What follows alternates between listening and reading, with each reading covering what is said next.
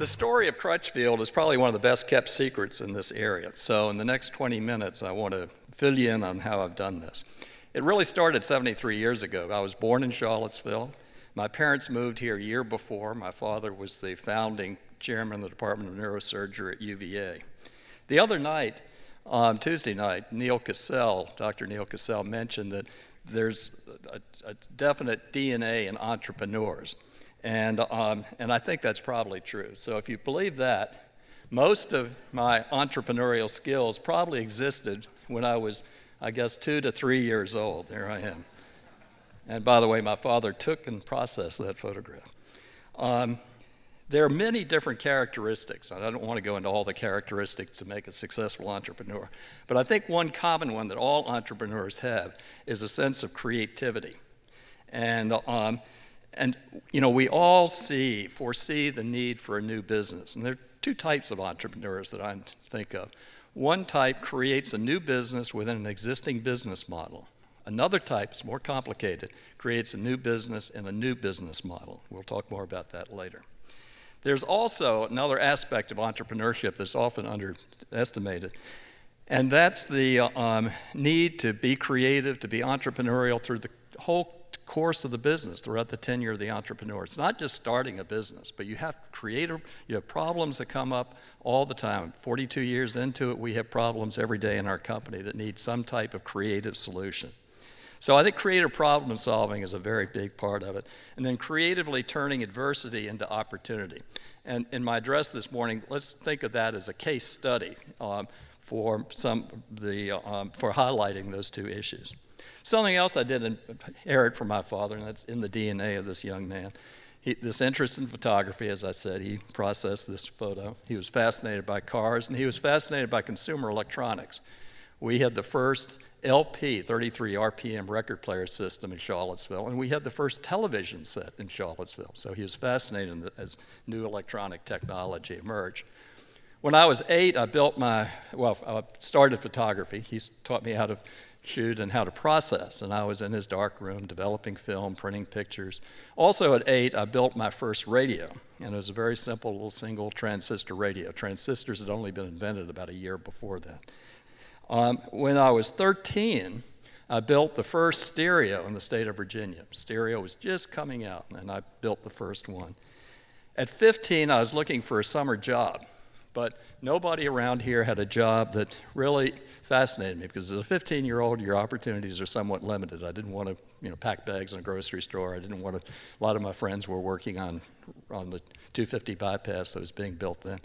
So I decided to leverage my knowledge of stereo and start a business to install stereos in people's homes. And that's what I did at the age of 15. And I kept that business going off and on part-time throughout my time at the University of Virginia. And while at UVA, I didn't excel academically because I was running my stereo business. I had a photography business. I learned to fly airplanes. I even had an aerial photo business. And I was doing all of these different things, plus what UVA students do, and that's do a lot of partying, or did in particular back then. But got through UVA in '65, but like so many of my single, healthy contemporaries, I had to deal with Vietnam. So I joined the Air Force officer training program, became a commander of a Titan II missile crew. After I got out in January of '70, I went down to Hollywood to write a screenplay about a concept I'd envisioned while I was sitting in these silos and on these shifts. And I came very close to selling this screenplay to ABC Television as a movie of the week. Back then, they were producing an original movie every week. Came within a hair of selling it. And that fell through. So I hopped in my car, drove back to Charlottesville, went to work for a company here as the assistant to the president. It was kind of like the analog of the dot-com companies today. It had a lot of cash thrown at it, and it really didn't have a great business model. So I learned everything not to do in a business by that experience. I bailed out of that before they went bankrupt, went to work for a material handling company as the general manager, and we sold forklift trucks throughout Western Virginia and West Virginia. From the owner of that company, I learned the importance of customer service and caring for your customers. And that went a long way. Also, he was like a father to me for the rest of his life. And because by this time, my father had died. And he knew I had this entrepreneurial spirit, and I didn't have the passion to go into that business. He'd like me to have taken over his business someday, but it's very important when you go into business to have a passion for what the business does, and I didn't have it. But I had a passion for restoring old cars, old Porsches, in fact. So I'd use this shop and do a lot of I'd buy these cars in Washington for $500 and have these terrifying drives back to Charlottesville, air blowing through the rusted floorboards and the front end about to fall off and the engine banging away. So I'd bring them back here and rebuild them, repaint them, and then resell them. And as this thing got a little more viable, the sideline business, again, I was still working full-time for him, I decided to incorporate. But I didn't have any money, so I couldn't go to a lawyer. That lawyer probably would have taken all the money I had. So I called the State Corporation Commission, talked to a lawyer there. He told me exactly what to do, sent me some sample documents, and for $26, I incorporated Crutchfield Corporation. Later, I had lawyers clean that up, but it got me started. Now, something else that's important. I made the legal purpose. In an article of incorporation, you have to have a purpose for the business, and I made that as vague as possible, because I didn't know where it would end up. And I think a great mistake a lot of aspiring entrepreneurs make today, they start a business, they think that business, as they first envision it, will go on forever. It rarely does. They typically change. One of the best examples is the Marriott Corporation. Willard Marriott started Marriott in 1927 as an A&W root beer stand. And over the next 20 years, they just morphed into more food services. And it's probably 20 years later, after he started, that they opened their first hotel. A more recent, more contemporary example is Google. When Google had its IPO a few years back, nobody understood what the revenue model was. Now, how can Google, they've got a great search engine, what's the revenue model? Well, they figured that out. And look where they've gone. They're into driverless cars, they're into the Android operating system, they're into just so many different businesses now. So Google today is totally different than what the founders envisioned. Picking the name was symbolic. With my name on the business, it became a lifelong commitment. And it's harder to sell a company early on if your name is on the door. And I suspect that Walt Disney, Willard Marriott, and Sam Walton felt the same way. It's interesting to note that they worked in their businesses until their deaths. The source of capital was interesting. As Val said, I only had $1,000 in liquid assets, cash. I did have some cars I threw into the business that were in partial state of restoration. And then I threw my tools into it, so you can see how well capitalized this thing was. But while I was installing while I was restoring one of these early cars, I thought I could make it more marketable by putting a car stereo in. And car stereos were just coming out in 1974. So I went to the local audio dealers and went to the audio dealers here to see who sold car stereos. Well, nobody sold car stereos in Charlottesville. So I assumed there had to be a mail order company. So I went to the People's Drug Store, which is now CVS in Barracks Road Shopping Center, to find the guy selling car stereos. Well, there wasn't anybody. There were people selling tires and car covers and everything else under the sun, but nobody's selling car stereos. So I said, I'm going to start a car stereo business. Now, this is an example of that second type of entrepreneur, the one who starts a new business in a new business model. And this is tricky, and I was wondering, why hasn't anybody done this before? Whenever you have to do this, there are obstacles that you can't understand initially. And the big obstacle, no manufacturer wanted to franchise me. They felt the car stereo was not a do-it-yourself product. It had to be seen in a showroom, and it had to be installed by professional installers. I was tenacious. I kept pushing back. Finally, they started franchising me. And so that started the new business model. Then I needed additional financial needs. Outside capital was really not a consideration because back then there were very few venture capitalists. And my idea was so counterintuitive. And again, investors would have a harder time getting their arms around a new business model because they would correctly say, well, why hasn't anybody done this before? A Darden professor even told me it was a crazy idea and I shouldn't do it. But can't fault him. Don't forget that Yale professor that gave Fred Smith a C on his economics paper when he suggested starting Federal Express. So it's not always intuitive. So without outside capital, I had to get a line of credit. So I went to the local banker here in town, And I knew the president. It was a statewide bank. Now it's morphed into one of the big, huge banks. But he was the statewide community president. He was also a neighbor. He was about 10 years older. He's about 10 years older. And I'd known him growing up. And he also had an old Porsche. So serendipities that play here. And I went in, pitched him on my idea. Now back then, this is before Dodd-Frank, 35 years before Dodd-Frank. And back then, the bankers had 3 C's they often loaned on. And that was credit, capacity, and character. Well, I really didn't have any credit because young people back then didn't have credit cards. That came a little later. I didn't have any capacity except for my $1,000 and my old cars and tools. But I did have character, and he knew that. He knew me. He knew I was an honorable person. So he gave me a $25,000 line of credit. That line came in the form of a letter a few days later, and I called the bank to thank him, and the receptionist said, well, he's now left our bank, and he's gone to be president of a bigger bank, local bank, which was, again, serendipity, because I think he knew he was leaving the bank, and he wouldn't have to be around to clean up Bill's loan. So, there's always some luck involved. So then with that $25,000 line, I was able to go to my vendors and get a limited amount of credit from them. But the real big thing for capitalization would be internally generated capital. And I had to do that by, I couldn't accept this more modern concept of burning cash like so many startups do today. I had to focus on profitability through efficiency from day one. I had to focus on profitability through extreme frugality. I operated out of my mother's basement, didn't have fancy offices, didn't have a warehouse. My office was a table in the basement. My first assets were a used IBM typewriter and an old Victor mechanical adding machine that probably should belong in Smithsonian. I took no salary for the first year.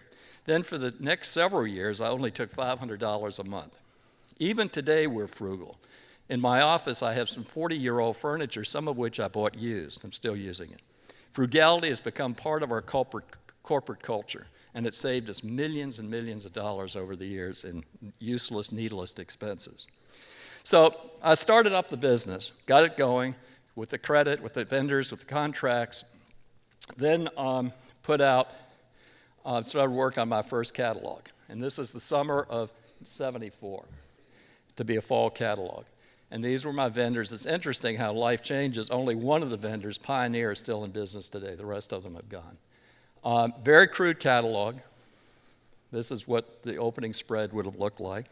And a lot of underdash 8-track tape players, the big thing then. Very crude, simple copy, poor photographs because I was cutting from the vendors' brochures. And so I pasted this up, used that IBM typewriter to type the copy, then I reduced it 73% photographically to make it look more like type rather than a typewriter.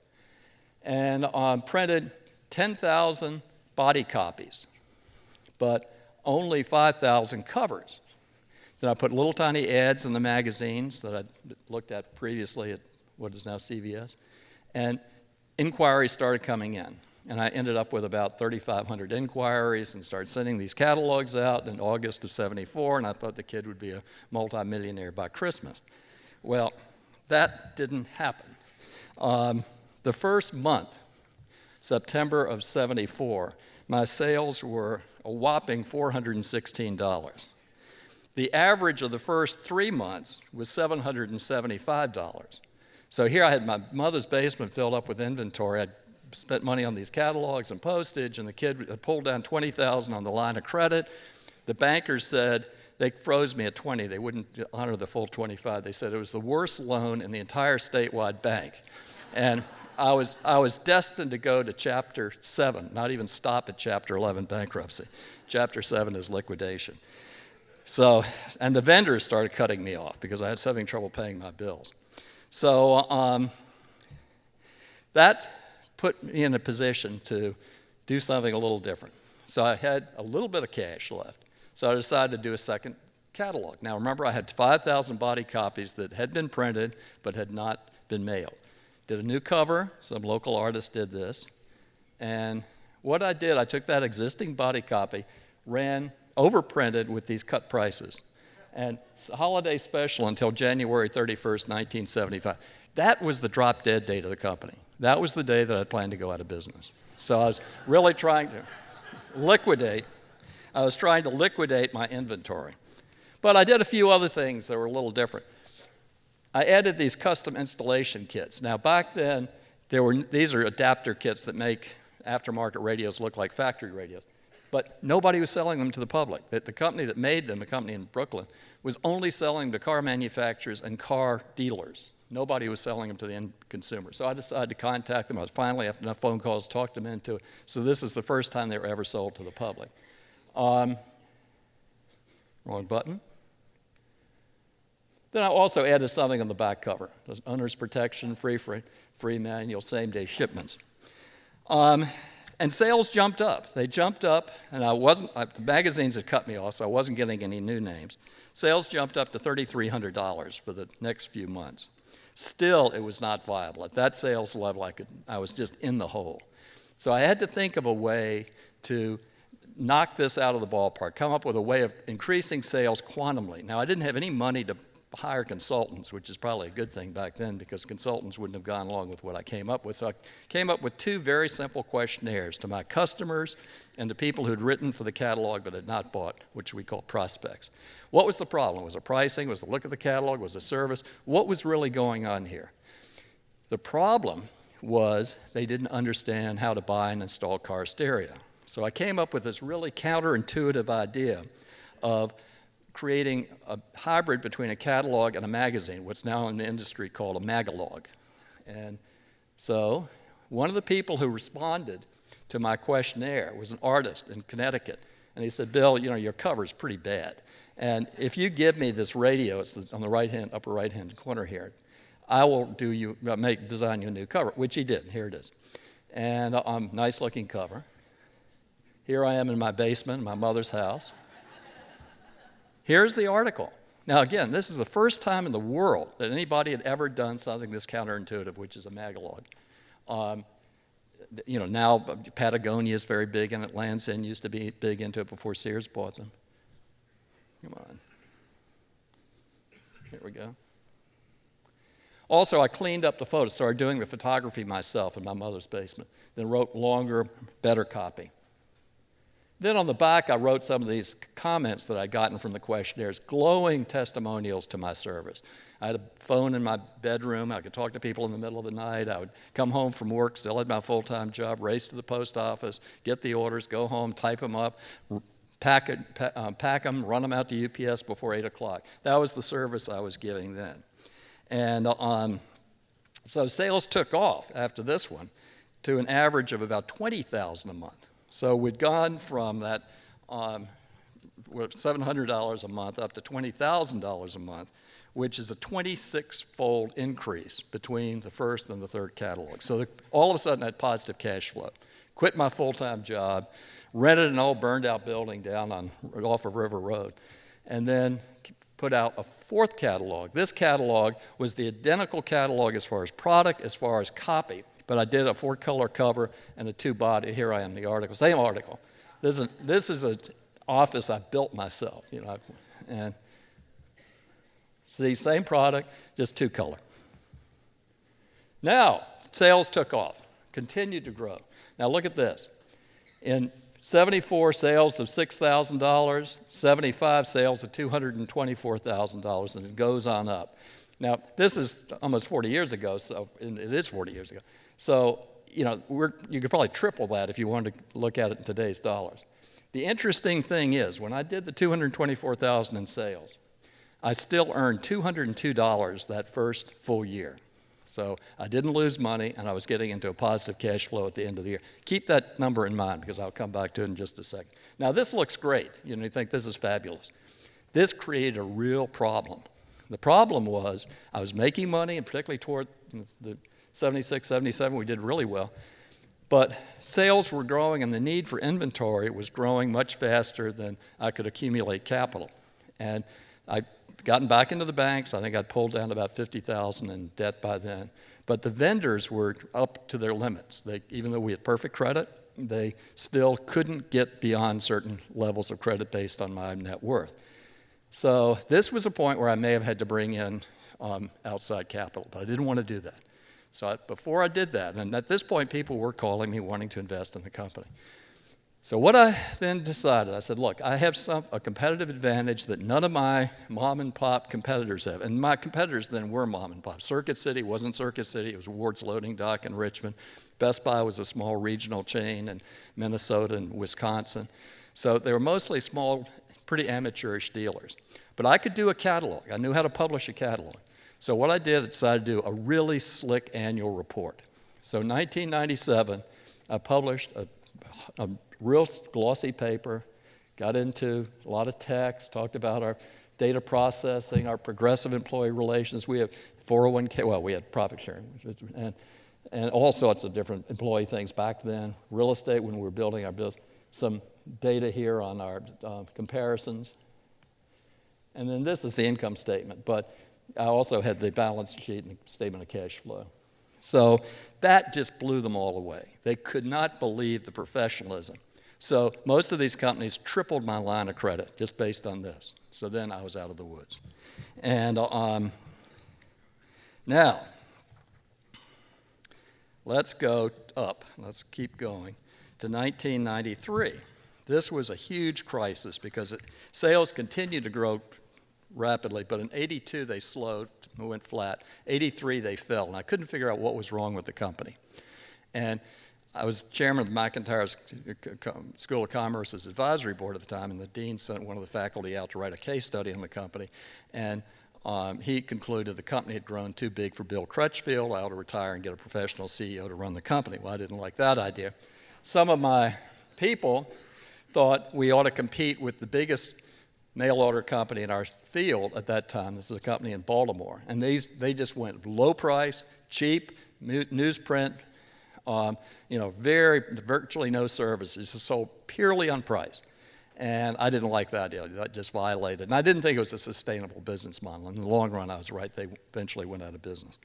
So, during this time, I read this book, an IBM book, written for employees. And there was a statement in there that really struck me. I firmly believe that any organization, in order to survive and achieve success, must have a sound set of beliefs on which it premises all its policies and actions. That was a statement that Thomas Watson Jr., the then chairman of IBM, made at Columbia University in 1962. Then whammo, I woke up and I realized that the people in my company, as I was building an organization, did not have the belief system that I had. They were the salespeople working in their own best interest, not in the customer's best interest. Our people were getting so bureaucratic in the warehouse, the packages were late getting out, and just on and on and on. Customer service, we hired minimum wage people to protect management from irate customers. So I then inculcated, wrong button, a set of beliefs. Here I am in my office. The desk I'm sitting at almost 40 or 30 years ago, I still have that desk. I did get a new chair. So these are the three core beliefs we created then. Satisfy our customers, respect fellow employees, maintain a total commitment to excellence.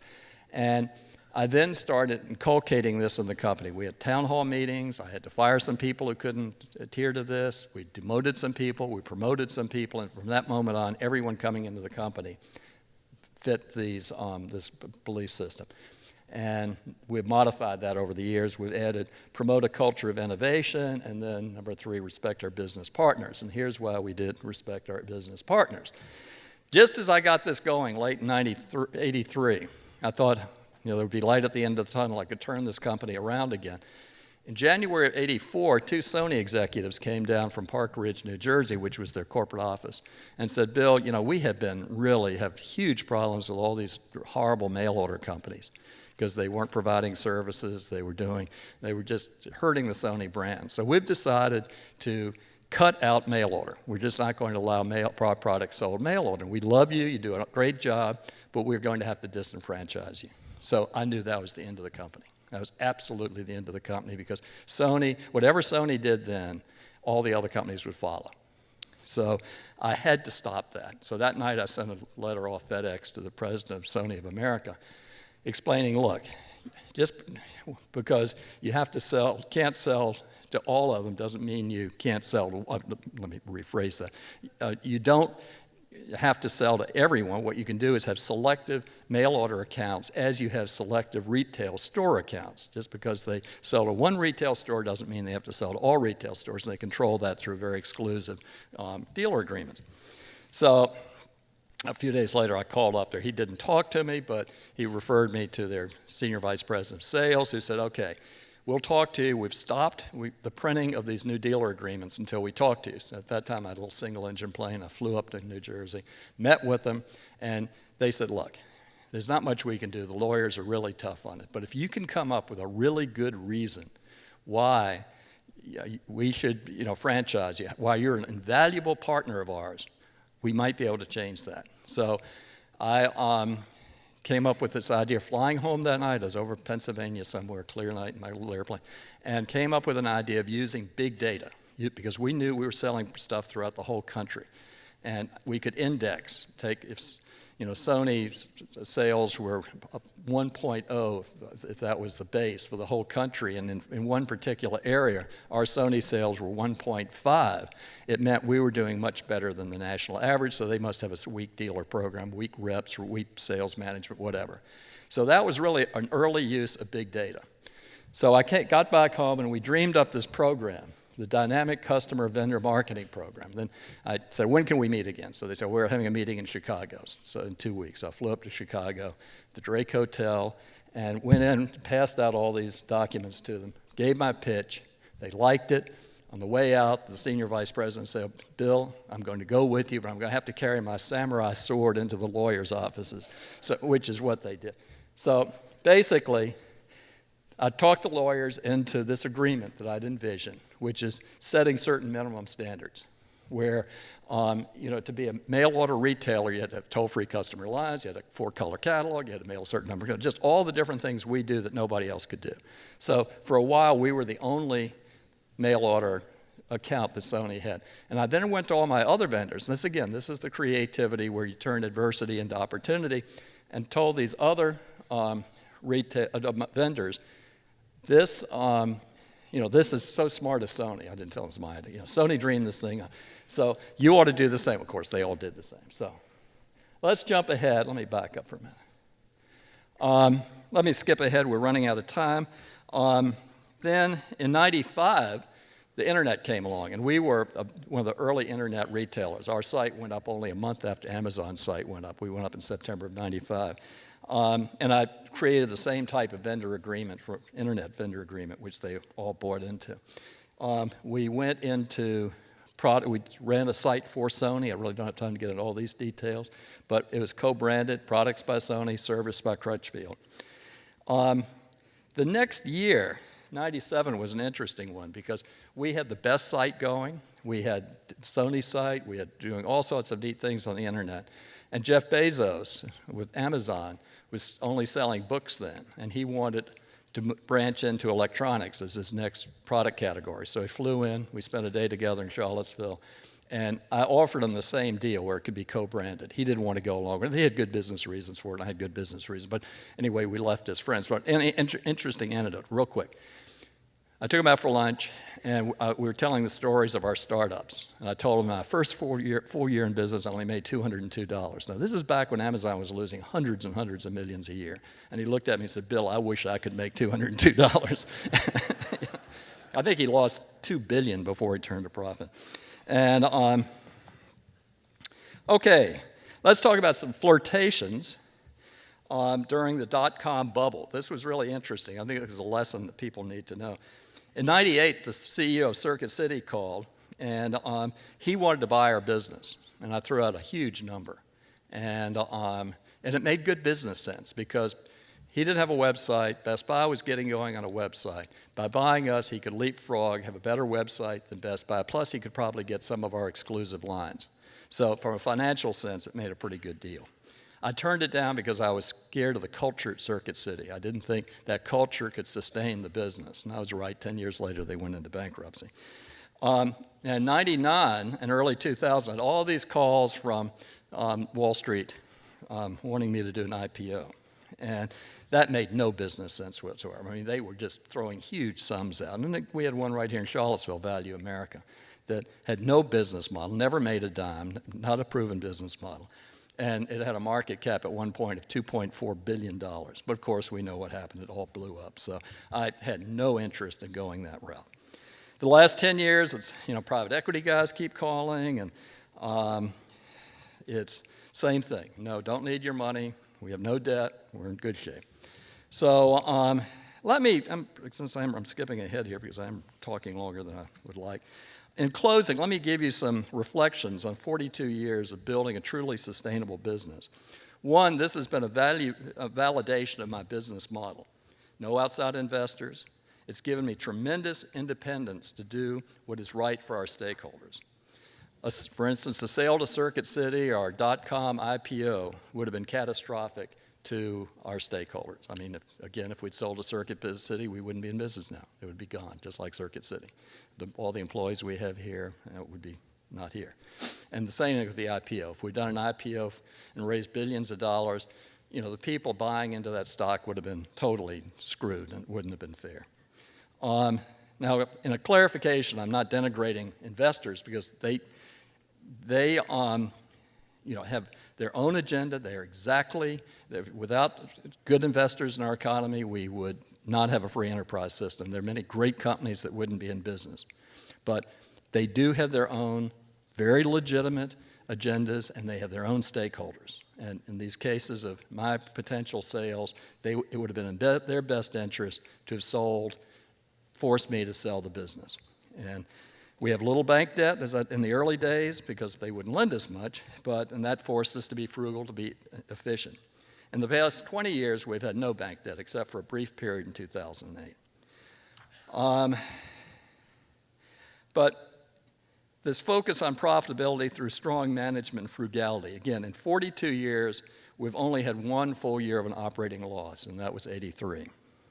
And our efficiency is just legendary. In fact, our new distribution, or the new enhancements to our distribution center, they say are more efficient than Amazon's warehouses. And Amazon got word of it, so they hired McKinsey to do a study to figure out why. Jeff could have called me, and I would have said, come on down, I'll show you. But no, they had to get McKinsey in there. But most importantly, this strategy of putting my stakeholders first has really been important. My customers, I provided them with my 8 million customers with the best shopping experience. We are the only online retailer in the country out of 4,700 that's received BizRate's Platinum Award for 16 consecutive years. Our employees, we provide a great work environment for our 500 employees. Never had a layoff, as mentioned, in 42 years. Our progressive wellness program has saved lives and improved the quality of life for many.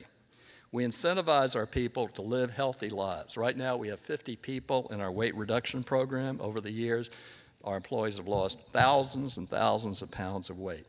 We've cut our smoker rate to 8%, which is half the national average.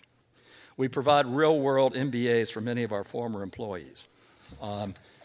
Some, now working for other companies, attribute much of their success to what they learned from us. Some have left our company, and started their own business. We have some notable examples right here in town. Alan Rem Kaufman and George Mickey left and started the Rem Kaufman Group, which is now Merkle.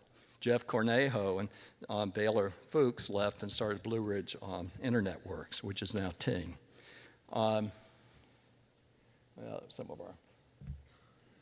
Here we go. These are some of our employees in Southwest Virginia. We have 100 people down there, and that's an interesting story, some of the employees here. And what we've done for our industry, we've really improved the quality of our industry. Even Amazon considers us the platinum standard. I was told by one of their senior VPs that even Jeff Bezos just looks at us as the platinum standard for them to follow. Our community, in the last 42 years, we've sold $5.3 billion worth of stuff. And all that money has come in here, but most of it, granted, has gone out to our vendors. But over $500 million has gone to payroll. So all that money has been poured in the community, plus property taxes, sales taxes, all of this. So we've had a huge economic benefit. We've given away millions of dollars to not-for-profits in the community, and our employees serve on various leadership roles in various different organizations here. Finally, as far as I'm concerned, I've had a fun and rewarding career over the last 42 years, and I hope to do it for many more years. If I'd sold my company 20 years ago, I'd probably either be senile or dead by now. I mean, staying actively involved really helps your longevity and the quality of life. And two of my role models, look at Warren Buffett, he's 85, Charlie Munger, his partner, 92. They're still working hard, they're still productive. So the bottom line, it can be a big mistake to exit a business early in life for a huge fortune.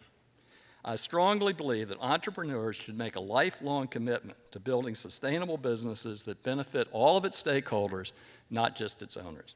Thank you, and I'm sorry I ran over, and good luck.